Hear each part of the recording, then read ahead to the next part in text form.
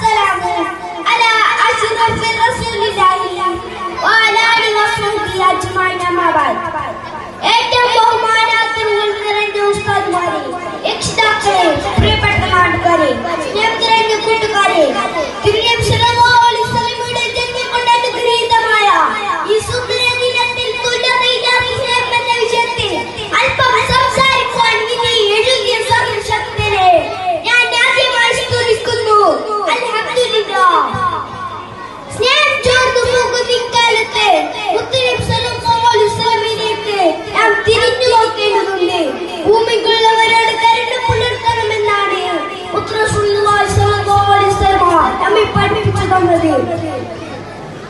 എങ്കിൽ ആകാശത്തിന്റെ അധിപതികളോട് സ്നേഹവും കരുണയും പുലർത്തുകയുള്ളൂ. കുഞ്ഞുങ്ങളെ കാണുമ്പോൾ മുത്തം വെച്ച സ്നേഹത്തിന്റെ ബാലപാഠം മുത്തുനബി സല്ലല്ലാഹു അലൈഹി വസല്ലം പഠിപ്പിച്ചു തന്നു നമ്മെ. പെണ്ണുകുട്ടികളോട് നീതി പുലർത്തുവാനും മുതിർന്നവരെ ആദരിച്ചു സ്വർഗ്ഗം നേടുവാനും നമ്മോട് കൽപ്പിച്ചു. വഴിയാത്രക്കാരെയും ദുർബലനെയും അനാഥനെയും തന്നോട് ചേർത്ത് നിർത്തി. അപ്രവാചകന്റെ അതിരില്ലാത്ത സ്നേഹം മനുഷ്യരോട് മാത്രമല്ല, പക്ഷികളോടും മൃഗങ്ങളോടും ലോകത്തിലെ സർവ്വ ജീവജാലങ്ങളോടും ഒരുപോലെയായിരുന്നു.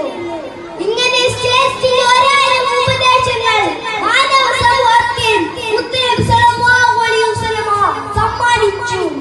സഹോദരങ്ങളെ, സ്നേഹം കൊണ്ട് കീഴടക്കാൻ സാധിച്ച ലോകത്തിലെ നേതാവത് അന്ത്യപ്രവാചകൻ റസൂലുള്ളാഹി സ്വല്ലല്ലാഹു അലൈഹി വസല്ലം മാത്രമാണ്.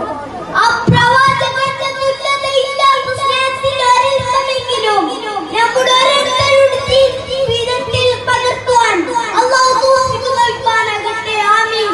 ഇത്രയും പറഞ്ഞുകൊണ്ട് ഞാൻ എന്റെ കൊച്ചു പ്രസംഗം അവസാനിപ്പിക്കട്ടെ. അൽഹംദുലില്ലാഹി റബ്ബിൽ ആലമീൻ. അസ്സലാമു അലൈക്കും വറഹ്മത്തുള്ളാഹി വബറകാതുഹു.